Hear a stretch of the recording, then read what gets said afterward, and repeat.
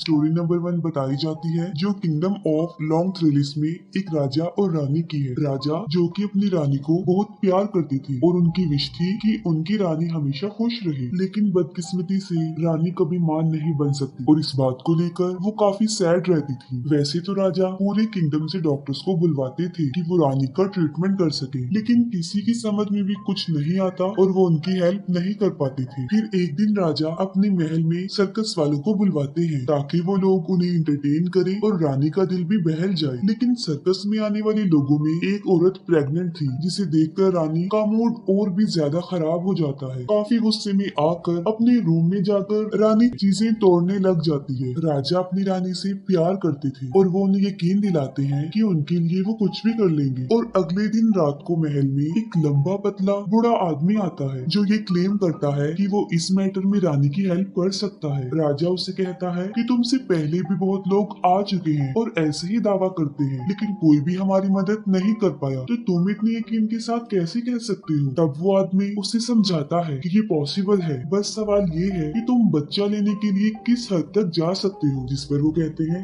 आखिरी हद तक। वो बूढ़ा आदमी कहता है कि मैं जानता हूँ कि नेचर कैसे वर्क करती है और पूरी दुनिया एक बैलेंस में है। और वो कहता है कि अगर तुम एक जिंदगी हासिल करना चाहते हो तो उसके लिए तुम्हें एक जिंदगी सेक्रीफाइस भी करनी पड़ेगी ताकि सब कुछ बैलेंस में रहे, कुछ भी इम्बैलेंस ना हो। और वो लोग इसके लिए एग्री हो जाते हैं। राजा को टारगेट दिया जाता है कि वो सी क्रिएचर का शिकार करेंगे, जिसे मारने के बाद उसका दिल निकाल लिया जाएगा और उस दिल को एक ऐसी औरत पकाएगी जो अभी तक प्योर और बिल्कुल अकेली हो, जिसे बाद में रानी खा लेगी और वो प्रेग्नेंट हो जाएगी। क्योंकि उन लोगों को बच्चा चाहिए था तो राजा सी क्रिएचर के शिकार के लिए निकल जाते हैं और उनका टारगेट उन्हें एक रिवर में मिल भी जाता है जो कि एक बहुत बड़े साइज का व्हाइट कलर का मॉन्स्टर था। राजा उसका शिकार करने के लिए पानी में जाता है और जब वो मॉन्स्टर सो रहा होता है राजा उस पर वार कर देता है। राजा उसे मारने में कामयाब तो हो जाता है, लेकिन उस फाइट के दौरान राजा भी जख्मी हो जाता है। राजा इतना ज्यादा जख्मी हो जाता है कि मौके पर ही उसकी भी मौत हो जाती है। लेकिन तब तक राजा उस मॉन्स्टर का दिल निकाल चुके होते हैं और रानी खुद उस दिल को एक कपड़े में लपेटकर महल में ले आती है। उन लोगों की मेड्स में एक औरत ऐसी थी जो अभी तक प्योर भी थी और अकेली भी, और उसे ये ऑर्डर दिया जाता है कि वो उस दिल को रानी के लिए पकाएगी। लेकिन दिल को पकाते वक्त उसे भी अजीब सी फीलिंग्स होने लगती है और वो भी अचानक प्रेग्नेंट हो जाती है। और जब वो दिल पक जाता है तब उसे रानी भी खा लेती है और वही होता है जो उस बूढ़े शख्स ने कहा था। फाइनली रानी भी प्रेग्नेंट हो जाती है और एग्जैक्ट बिल्कुल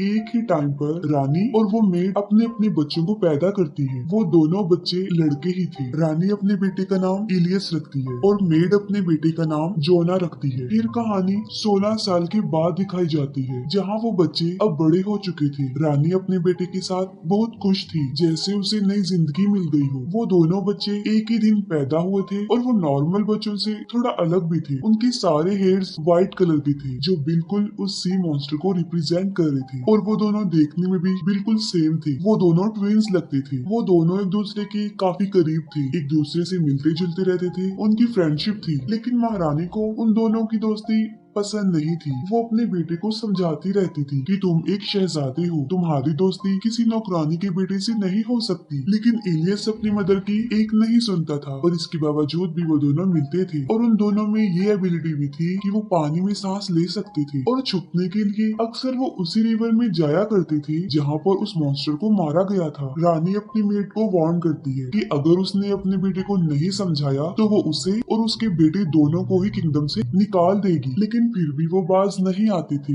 वो मिलते थे और एक दिन तो वो लिमिट ही क्रॉस कर देते हैं। जोना इलियस के कपड़े पहनकर रानी के सामने चला जाता है और रानी उसे पहचान ही नहीं पाती कि वो उसका बेटा है या नहीं, बस उसे शक रहता था। और जब उसे रियलिटी का पता चलता है तब वो जोना को किंगडम से निकालने का ऑर्डर देती है। इलियस उसे रोकने की कोशिश करता है लेकिन वो नहीं रुकता। जोना एक नाइफ से वहाँ के एक ट्री की रूट्स को काटता है जहाँ से पानी बहने लगता है। जोना इलियस को कहता है कि जब तक ये पानी साफ हो तुम समझ जाना कि मैं जिंदा हूँ और जब ये रेड हो जाए तब तुम समझ लेना कि मेरी जान को खतरा है, और ये कहते ही वो वहाँ से चला जाता है। कई महीने गुजर चुके होते हैं और इलियस पानी देखने के लिए भी आता था, और एक दिन वो पानी रेड हो जाता है। तब वो समझ जाता है कि जोना की जान खतरे में है और कुछ तो गड़बड़ जरूर है, और वो अपनी मदर को इन्फॉर्म किए बगैर ही किंगडम से जोना को ढूंढने निकल जाता है। काफी तलाश करने के बाद उसे जोना का घर मिल जाता है। जोना एक लड़की से शादी कर चुका होता है। क्योंकि दोनों के फेस मैच होते थे तो वो लोग उससे जोना ही समझ लेते हैं, और तब उसे पूछने पर पता चलता है कि जोना 5 दिन पहले जंगल गया था और अभी तक वहाँ से वापस नहीं आया है। तब इलियस भी जोना को ढूंढने जंगल में चला जाता है, और पीछे से रानी को अपने बेटे की बहुत फिक्र हो रही थी। वो पूरे किंगडम में उसकी तलाश करवाती है, लेकिन वो किसी को भी नहीं मिलता, और फिर वो उसी बूढ़े शख्स को बुलवाती है, और वो बूढ़ा शख्स एक बार फिर से वही डिमांड कर देता है कि अगर महारानी अपने बेटे को वापस लाना चाहती है तो जान के बदले जान देनी होगी, और वो इस बात के लिए मान भी जाती है। जंगल में जोना कहीं पर फंस गया था और काफी जख्मी भी हो चुका था, और तब एक उड़ने वाला मॉन्स्टर उस पर हमला करता है और उसे जान से मारने की कोशिश करता है। जोना की चीखें सुनकर इलियस को उसे ढूंढने में आसानी हो जाती है। वो जोना को ढूंढ लेता है और अपने तलवार से उस मॉन्स्टर को मार डालता है, लेकिन वो फ्लाइंग मॉन्स्टर उसकी अपनी माँ थी, और उसे ये अंदाजा नहीं था कि उसने अपनी माँ को ही मार डाला। लेकिन बार्गेनिंग भी यही हुई थी, जान के बदले जान। जोना की जान बच जाती है और इलियस किंगडम का बादशाह बन जाता है, और यहीं पर स्टोरी का एंड हो जाता है। स्टोरी नंबर 2 एक किंग और एक बुरी औरत की है, और यहाँ का किंग काफी अयाश था। हर वक्त उसके पास लड़कियां रहती थी और वो खुद शराब के नशे में रहता था, लेकिन अभी तक उसे कोई रानी नहीं मिली थी, कोई ऐसी जिसे किंग दिल से एक्सेप्ट करे और उससे शादी करे। उसी महल के पास एक गांव में 2 बूढ़ी औरतें रहती थी। वो दोनों बिल्कुल अकेली थी और घर से इतना बाहर भी नहीं जाती थी, और उनकी शादी भी नहीं हुई थी, जिससे ये साफ जाहिर था कि उन्होंने अकेले ही वहीं पर वैसे ही मर जाना है। लेकिन उनकी आवाज बहुत प्यारी थी। उम्र के लिहाज से उनकी आवाज किसी बूढ़ी औरत की तरह नहीं थी। एक सुबह जब एक बूढ़ी औरत कोई गाना गा रही थी, तब उसकी आवाज राजा सुन लेता है। वो आवाज राजा को काफी पसंद आती है और वो इस आवाज को फॉलो करते हुए उसके पीछे जाता है। लेकिन वो बूढ़ी औरत अचानक से घर चली जाती है, जिससे किंग का उसे देखने का तजस्सुस और बढ़ जाता है, और वो सोचता है कि शायद ये खूबसूरत लड़की होगी जो कि मुझसे शर्मा रही है। उन बूढ़ी औरतों में एक का नाम डोरा और दूसरी का नाम इमा था। डोरा जो कि काफी चालाक और लालची भी थी, जबकि उसके मुकाबले में इमा जो थोड़ी सीधी सादी और डरपोक थी। और जब डोरा देखती है कि किंग उनके दरवाजे पर है, तो उसके दिल में लालच आ जाता है कि शायद अब उनकी किस्मत बदलने वाली है। इसके अलावा वैसे भी सारी जिंदगी उन्होंने अकेले ही गुजार दी थी। वो अंदर से ही किंग को कहती है कि आप एक हफ्ते बाद आइएगा, मैं आपको अपनी बॉडी का एक पार्ट दिखाऊंगी। और ये सुनकर किंग समझता है कि शायद उसे उसका प्यार मिल गया है, लेकिन उसे नहीं पता था कि वो 2 बूढ़ी औरतें हैं। उम्र ढलने की वजह से उनकी स्किन भी लटक चुकी थी, लेकिन वो बहुत कोशिश करती हैं कि उनकी फिंगर्स जवान लड़की की तरह ही नजर आए। डोरा अपनी फिंगर्स पर कुछ हर्ब्स लगाती है, लेकिन इससे कुछ भी फायदा नहीं होता। वो अभी भी बूढ़ी औरत की ही उंगलियां लग रही थी, जिसे देखकर वो रोना शुरू कर देती है। लेकिन दूसरी तरफ इमा, जिसने अपनी फिंगर्स को काफी दिनों से मुंह में रखा हुआ था, वो कुछ बेटर लग रही थी, और आज ही एक हफ्ता भी पूरा होने वाला था, यानी किंग ने उसकी उंगली देखने आना था।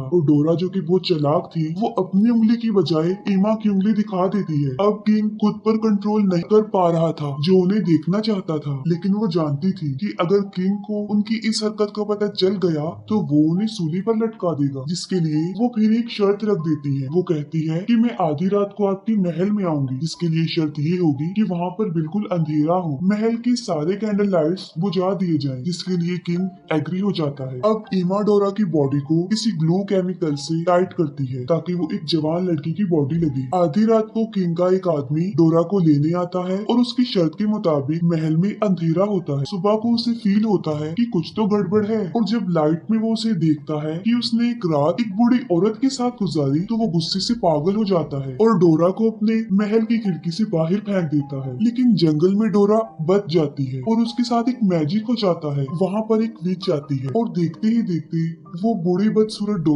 एक जवान लड़की में चेंज हो जाती है, जिसके बहुत लंबे खूबसूरत सुनहरे बाल थे। और अगले दिन किंग शिकार के लिए उसे जंगल में जाता है। एक ही नजर देखते ही उसे डोरा से प्यार हो जाता है और वो उसे अपने महल में ले आता है और अपनी रानी बनाने का डिसीजन लेता है। डोरा कुछ भी नहीं जानती थी कि वो जवान औरत कैसे बनी, लेकिन उसे अपनी सिस्टर इमा अभी भी याद थी और वो उसे अपनी शादी पर भी इनवाइट करती है, जबकि ईमा को भी अंदाजा नहीं था कि उसकी बहन अब एक जवान लड़की बन गई है और अनकरीब वो क्वीन बन जाएगी। डोरा अपनी बहन को जो ड्रेस भिजवाती है वो काफी कॉस्टली होता है। ईमा उसी ड्रेस को पहनकर शादी में जाती है और वहाँ पर डोरा उसे सारी स्टोरी बता देती है और वो अपने दिल में विश करती है कि उसे भी अपनी बहन जैसा जवान बनना है। जब ईमा ने डोरा से पूछा था कि वो जवान कैसे हुई, तब उसने मजाक में कहा कि मैंने अपनी बूढ़ी स्किन उतार दी, लेकिन ईमा इस बात को सच समझ लेती है। फिर वो एक लोहार के पास जाती है और उसे अपना नेकलेस और एक्सपेंसिव ड्रेस देने का वादा करती है, इसी शर्त पर कि अगर वो उसकी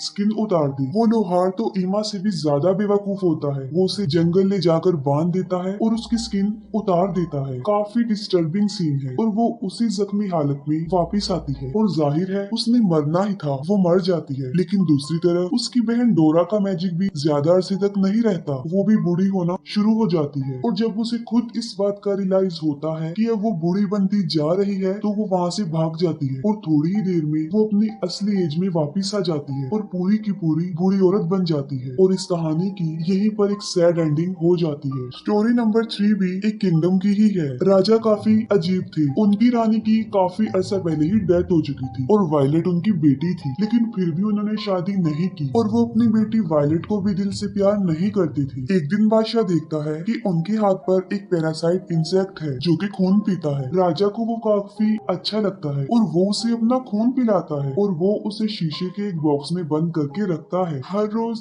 वो उसे अपना खून पिलाता था। वक्त गुजरने के साथ साथ वो इंसेक्ट बड़ा होता जाता है। दूसरी तरफ वायलेट जो अब जवान हो चुकी थी, जो किसी शहजादी की ड्रीम देखती थी, लेकिन बादशाह थोड़ा इर्रिस्पॉन्सिबल था और उसे इस बात का ख्याल नहीं आता और वो अपने इंसेक्ट के साथ ही खुश थी जो कि अब काफी बड़ा हो चुका था। लेकिन एक दिन वो पैरासाइट बीमार हो जाता है और मर जाता है। राजा उसकी सारी स्किन उतार देता है और अपनी बेटी को कहता है कि तुम्हारे लिए हस्बैंड ढूंढने का वक्त आ गया है। वो कहता है कि मैं एक कंपटीशन रखने वाला हूँ और जो भी उसे जीतेगा वो तुम्हें पा लेगा। वायलेट इस बात से खुश तो होती है लेकिन थोड़ी सी अपसेट भी, क्योंकि वो खुद अपनी मर्जी का हस्बैंड तलाश करना चाहती थी, लेकिन फिर भी वो अपने फादर के इस डिसीजन को मान लेती है। पूरे किंगडम में ये ऐलान किया जाता है और राजा अपने महल में वो स्किन लटका देता है और जो भी बताएगा कि ये किसकी स्किन है तो वो जीत जाएगा। बहुत से लोग उसके लिए ट्राई तो करते हैं लेकिन कोई भी प्रॉपर आंसर नहीं दे पाता, क्योंकि आमतौर पर वो इंसेक्ट इतना बड़ा नहीं होता। फिर महल में एक बदसूरत इंसान आ जाए कि कोई भी उसे देखकर डर जाए और वो भी इस कंपटीशन में हिस्सा लेना चाहता था और राजा आखिरकार उसे भी परमिशन दे देता है और वो जानवर जैसा दिखने वाला आदमी सिर्फ स्किन सूंघ कर ही बता देता है कि ये किस इंसेक्ट की स्किन है, जिससे वायलेट और राजा भी हैरान हो जाते हैं। वायलेट जो कि बुरी तरह डर भी जाती है और वो रोते हुए महल की छत पर आ जाती है और वो सुसाइड करने लगती है, लेकिन राजा उसे समझाता है मैं अपनी जुबान से नहीं फिरता और अब यही तुम्हारी फेट है, इसे एक्सेप्ट करो। वायलेट अपने फादर को काफी कहती है कि आप किस तरह के बाप हैं, एक बदसूरत इंसान को अपनी बेटी दे रहे हैं, और कहती है कि मैं एक शहजादी हूँ, लेकिन मजबूरन राजा उस बदसूरत को शहजादी दे देते हैं। वो जबरदस्ती रानी को दूर पहाड़ों में ले जाता है और वायलेट काफी दिनों तक रोती रहती है।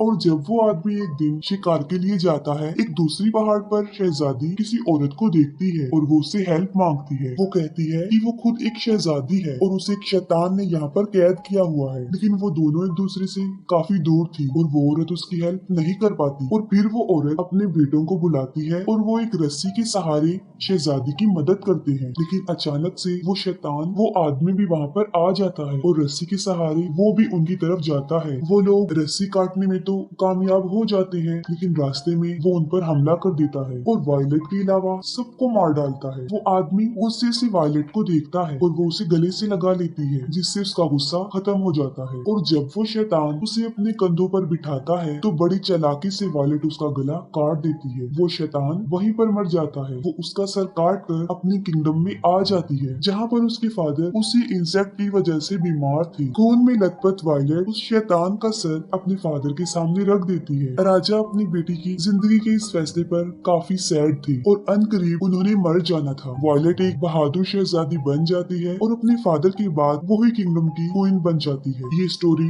यहीं पर एंड हो जाती है और इसके साथ ही मूवी भी एंड हो जाती है।